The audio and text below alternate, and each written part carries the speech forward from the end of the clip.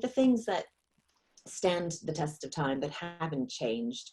One is the most successful people were always focused on the outcome that the customer would achieve. You know, it was really about what they got out of it. And then the second is, it is still about people.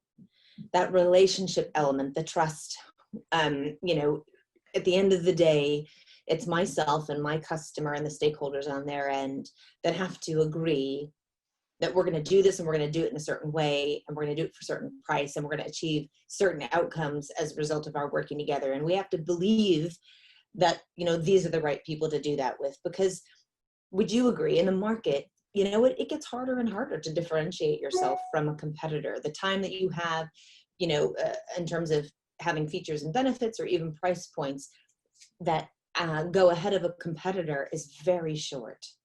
And so if we can stay focused on those outcomes and articulate them by collaborating with our customer and formulating them together, and we're a person that they can trust, we are more likely to win. Would that align with what you've kind of discovered?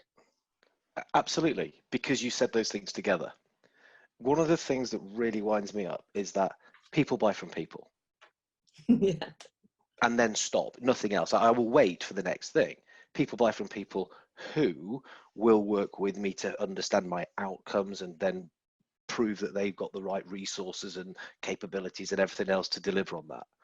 But when I just get the people buy from people, I start thinking, hang on a minute, you're just not a professional friend, are you?